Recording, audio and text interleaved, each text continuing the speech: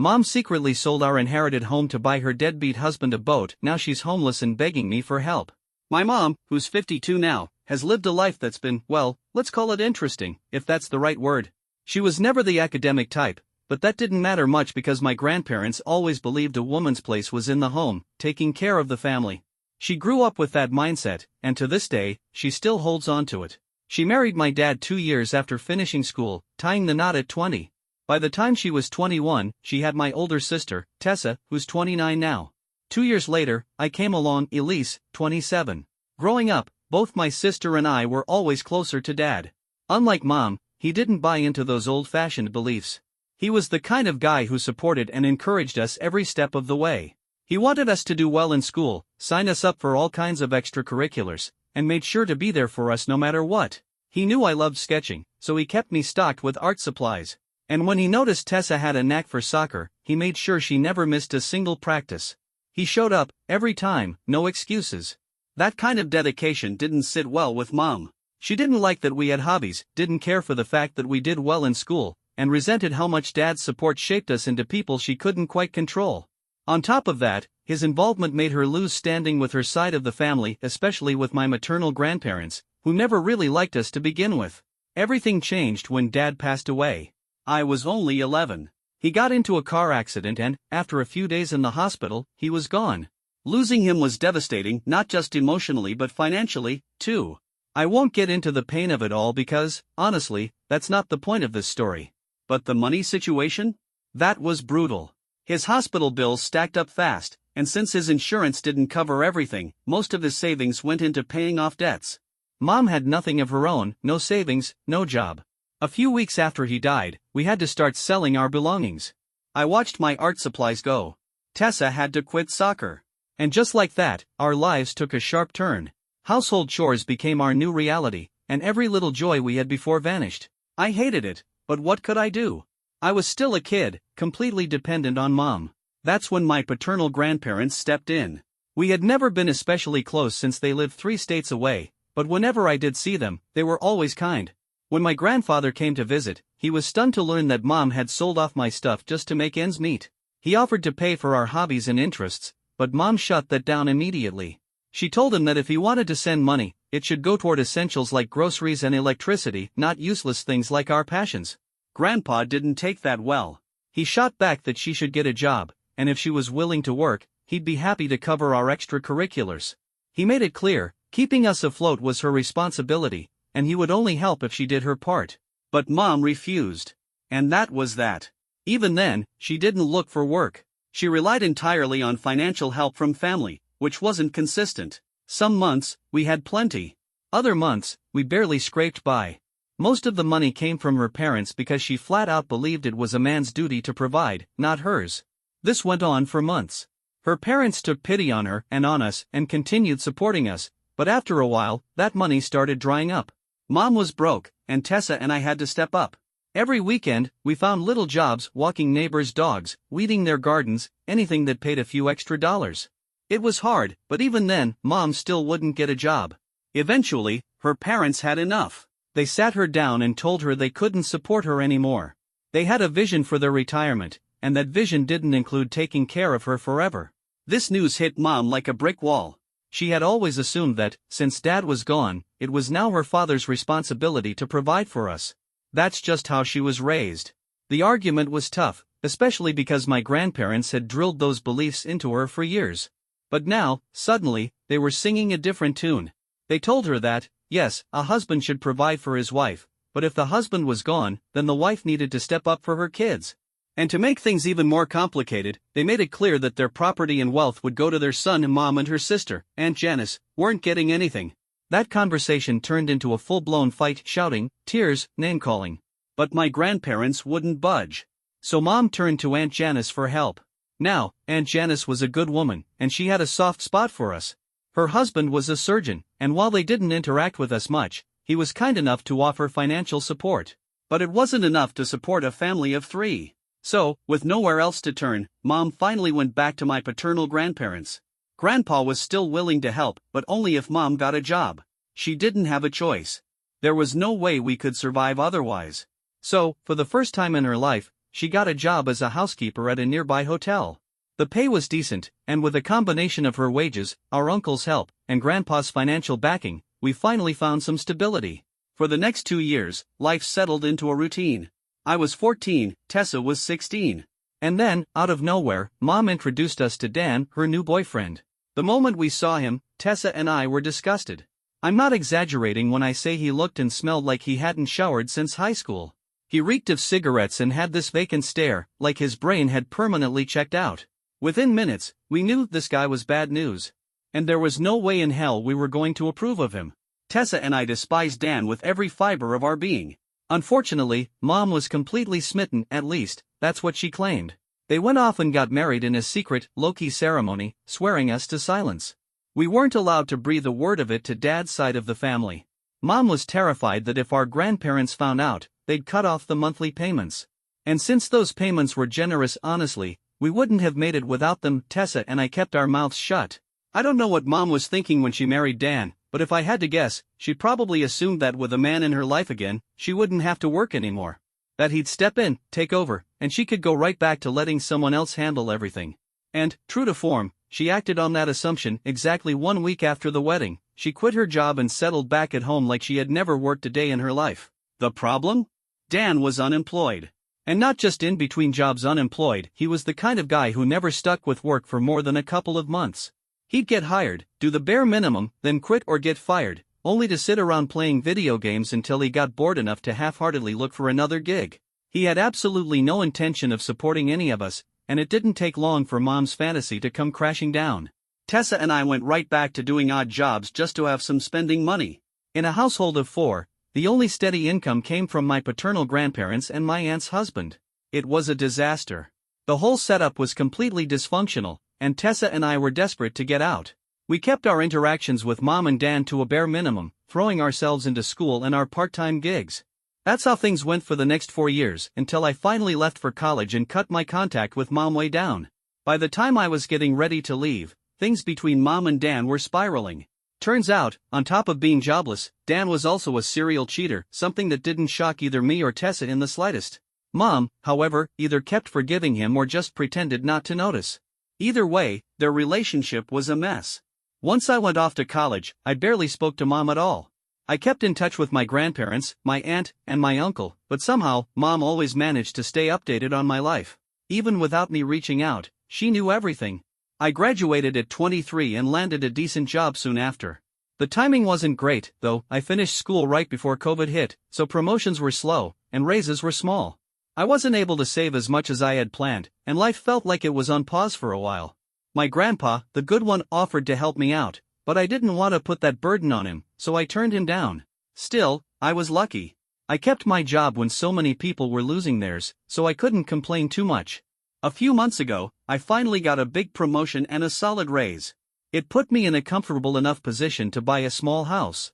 I had spent the COVID years living as frugally as possible, putting away whatever I could, and even though my original goal was to own a home by 25, I was only 2 years behind schedule.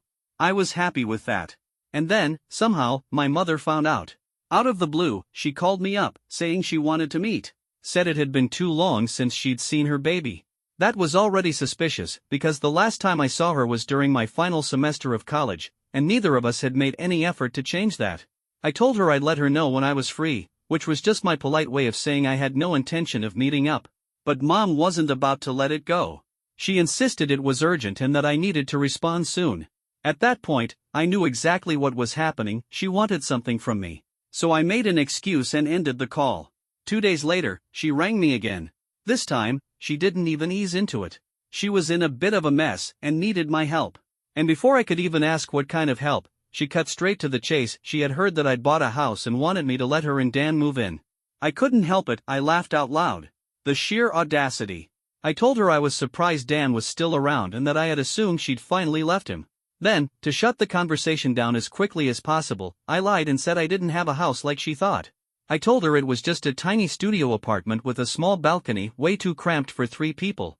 I figured the space issue would be enough to deter her without me having to outright say, "I don't want you living with me." I was way too optimistic. She immediately shot back with a new plan. Since it was a 1-bedroom place, I could move out, and she and Dan could take it over. That was the last straw. I told her flat out that wasn't happening. I had worked too hard for what I had, and I sure as hell wasn't about to hand it over to them. Plus, I had a mortgage to pay. If she wanted to live there, she'd have to pay rent the same rate anyone else would. That set her off. She started screaming, saying she couldn't believe I'd even think about charging my own mother rent, that she hadn't raised us to be such leeches. I didn't have time for that nonsense. I told her if she wanted to beg for handouts, she could do it somewhere else. Then I hung up and blocked her. After that, I called Tessa to see if she'd gotten a similar call. She hadn't. The last time Mom had reached out to her was about a month ago, asking where she was living. Tessa had told her she'd moved in with her boyfriend and that they were saving up to buy a house together. I still couldn't figure out why Mom suddenly needed a place to stay. She still had Dad's old house, the one we grew up in. Dan had moved in there with us, so what had changed? Why was she suddenly looking for somewhere else to live? I called my paternal grandparents to get some answers. That's when I finally got the full picture. The house we grew up in? It wasn't actually Mom's. It was in my grandfather's name. Legally, it was supposed to go to Dad once my grandparents passed away. The plan had always been that my dad and his brother, Uncle Liam, would each inherit one of the houses my grandfather owned. The plan was always for Dad and Uncle Liam to inherit homes so they could live rent-free, giving them a solid start in life and the ability to invest in properties for their own children. Legally, though, the deed to our childhood home had never been transferred to Dad, it remained in my grandfather's name. When Dad passed away, my grandmother was adamant that the house should stay in my grandfather's name until Tessa and I were adults. She wanted to make sure it would be given to us when the time was right. But with Mom being unemployed, Grandpa didn't want to make things harder for her. I think, deep down, he also felt sorry for her. So when she asked him to, he went ahead and transferred the house into her name. This decision came with an understanding: when I turned 25 and Tessa 27, the house would be handed over to us. Looking back, I think this is exactly why Mom was so secretive about marrying Dan. She knew that if our grandparents found out, they'd want to protect the house from him. Eventually, though, the truth came out. Grandpa and Grandma learned that Mom had remarried, and they were furious that she had kept it from them. That's when they decided it was time to transfer ownership of the house to Tessa and me as soon as possible. Since Tessa was already an adult and I was close to turning 18, they wanted to make sure Mom and Dan wouldn't be able to do anything shady with the property. But, right on cue, a few weeks after they made their intentions clear, Mom delivered some dramatic news. She claimed Dan had left her for another woman. She was in tears, absolutely inconsolable. Naturally, this made my grandparents hesitate. They didn't want to pressure her when she was already going through a tough time. Over time, the issue of the house faded into the background, and they never brought it up again. Their contact with Mom became sporadic after that. When I told Grandpa that Mom had called, asking to move into my house with Dan, he was just as confused as I was. If she needed a place to stay, what had happened to Dad's house? He had no clue that Dan was still in the picture or that Mom was planning to move out. He promised to look into it, but I already had a bad feeling. This was going to turn into a mess, I just knew it. Edit, answering some questions. To everyone's surprise that I didn't know these details about my mother's life, this is what happens when you go low contact. I made a choice to cut her out of my life, and I have no regrets. The second I turned 18, I got out of that house, and ever since, my interactions with her have been nothing but surface level. That's why I didn't know Dan had left or come back. As for why Tessa and I didn't know the specifics about the house, we were just kids. Like any child, we assumed our mother was looking out for us. So did our grandparents. No one ever thought to bring up property ownership because, at the time, we were minors. They believed Mom would do right by us. They never imagined she'd betray us. Right now, Tessa and I don't know what exactly happened to Dad's house. But we plan on confronting Mom and, if it comes down to it, staging an intervention. I'll keep you all posted. Update 1. 2 weeks after my first post, Tessa, her boyfriend, my grandparents, and I decided to confront Mom and get some answers. We didn't tell her we were coming, we wanted to catch her off guard. When we arrived at what we thought was our childhood home, the door was opened by a young couple. At first, we assumed they were relatives of Dan's or maybe friends of Mom's. But when we asked who they were, they told us something that left me speechless. They were the owners of the house. At first, I thought it had to be some kind of mistake. I almost laughed because it seemed so ridiculous. But the truth hit like a truck. Mom had sold the house. Without telling us. Without getting our grandparents' consent. And the kicker? She had done it 6 months ago. She had sold the house in secret, behind all of our backs, and now there was nothing we could do about it. Since the paperwork had never been properly transferred from Grandpa to us, Mom had been the legal owner. Which meant she had every right to sell it. And she did, without a second thought. We were all in shock. Angry. Disgusted. Betrayed. The next step was figuring out where she was living now. After some digging, we found out she was staying in a rundown, one-bedroom apartment in a rough part of town, surrounded by junkies. No surprises there. That was Dan's place. And honestly, considering the way he looked and lived, it made perfect sense. When we all showed up at her door, Mom's face went ghostly pale. She literally tried to shut the door in our faces, but we weren't about to let that happen. Thankfully, Tessa's boyfriend, who happens to be 6 feet 4 inches and built like a linebacker, was with us. The guy is intimidating, and he made sure that door stayed open. We pushed our way inside, and there was Dan, sprawled out on the couch, cigarette in hand, looking like he hadn't had a coherent thought in years. Mom stammered out a nervous greeting, but we didn't bother with pleasantries. We went straight for the truth. I looked her dead in the eye and told her we knew. We knew that Dad's house was supposed to go to us. We knew that she had sold it without telling anyone. We knew she had betrayed not just Tessa and me, but also our grandparents, who had done everything they could to make sure we had a future. That's when the waterworks started. She burst into tears, claiming that if she hadn't sold the house, Dan wouldn't have come back. And then she launched into this long, pathetic sob story. Apparently, when she had told Grandpa that Dan left her, she wasn't lying. He had actually dumped her and moved in with another woman. She had begged him to come back, but he refused until his new girlfriend kicked him out. Only then did he crawl back to her. And if that wasn't bad enough, a year later, she caught him cheating again, this time with a girl who was barely out of her teens. I just stared at her. She sounded completely unhinged. I asked her point blank if Dan was such a disaster, why didn't she leave him? She had no answer. Nothing.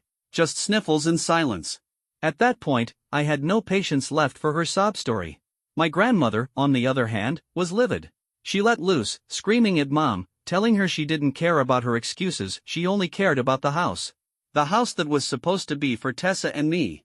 Turns out, Mom sold the house for the dumbest reason imaginable, because Dan wanted a boat. This man, who had zero experience with boats, suddenly decided he needed one. As far as I know, the only time he'd ever been near the water was when he worked as a coast guard for a couple of months at some beach a few miles away.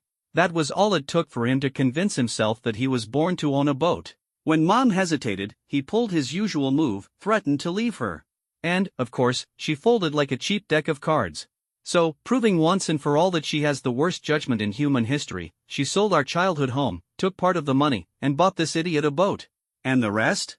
Instead of doing something remotely responsible with it, she handed it all over to him. And, in true Dan fashion, he burned through every last cent. Once the money ran dry, he had no choice but to sell the boat. With whatever he got from that, they bought the crummy little condo they were living in. And guess what? They hated it. That's why Mom had suddenly resurfaced in my life. That's why she had reached out, acting like she missed me. She wanted me to bail her out again. After she finished her little confession, she let out a long sigh, then admitted, almost pitifully, that she knew I wasn't going to let her move in. Before I could even open my mouth, Tessa went off. And I mean off. She ripped into Mom, laying out every single way she had failed us, not just as a mother, but as a human being. She reminded her how she had robbed us of the one thing that still connected us to Dad, just to bankroll her useless, deadbeat husband. And then, with the coldest expression I'd ever seen on her face, Tessa looked Mom in the eye and said, "You are dead to me. Don't ever contact me again." I didn't even have to add anything. I just nodded. I had nothing left to say. Mom immediately started sobbing, saying she didn't deserve to be treated this way. We told her she did. She had stolen from us. Stolen from our grandparents. But more than anything, she had stolen our connection to Dad. And that was something we could never forgive. We walked out. Since then, she's been blowing up our phones, trying to call our grandparents, but no one is responding. There's nothing left to say. And as much as I'd love to undo what she did, there's no getting that house back. The money is gone, the property is gone, it's all gone. I've thought about saving up in case the house ever goes back on the market. I don't want to lose that piece of my childhood forever. But I know it's not realistic. It's just a pipe dream. Grandpa is devastated. He keeps blaming himself for trusting her, but we all tell him the same thing: he couldn't have known. None of us could have. It's just a sad, pathetic situation, and we all feel completely helpless. Update 2. I know it might sound cruel, but I can't even pretend I'm upset. Dan is gone. Apparently, Mom has been desperately trying to reach me and Tessa using different numbers, trying to guilt us into picking up. Neither of us has responded. She even tried dragging Aunt Janice into it. I got a call from Aunt Janice last week, asking if I'd please talk to Mom. So, instead of arguing, I laid out the entire story for her. Every last ugly detail. She was horrified. She had no idea the house was supposed to go to Tessa and me. She actually apologized for ever trying to defend Mom. And after that? She blocked her. That's how I found out the latest update on Mom's life. Dan left her. Again. And now, she's homeless. Aunt Janice and her husband had originally considered taking her in, but once they found out what she had done, they shut that idea down immediately. They wanted nothing to do with her. Yesterday, I got an email from Mom. It was pitiful. She said she had nowhere to go, no one to turn to. She begged me to let her stay with me just until she got back on her feet. I know that's a lie. She's never getting back on her feet. If I let her in, she will never leave. I haven't responded yet, but I won't lie, part of me feels guilty. As much as I despise her, I don't want her living on the streets. But I also know she brought this on herself. She did this to herself. I just have to stay strong and not cave. Because if I do, I know she'll ruin my life. Update 3. I told Tessa about the email. She had gotten one too. She hadn't responded either, but she admitted she felt tempted to help. She told me she'd support whatever I decided, but she also made one thing clear: if I let Mom back into my life, it would be the biggest mistake I'd ever make. We both knew what would happen. She would take over, make excuses, and drag me into another one of her messes. She would destroy whatever peace I had left. After a long talk, Tessa knocked some sense into me. And I'm grateful for that. So, I finally wrote Mom an email. A long one.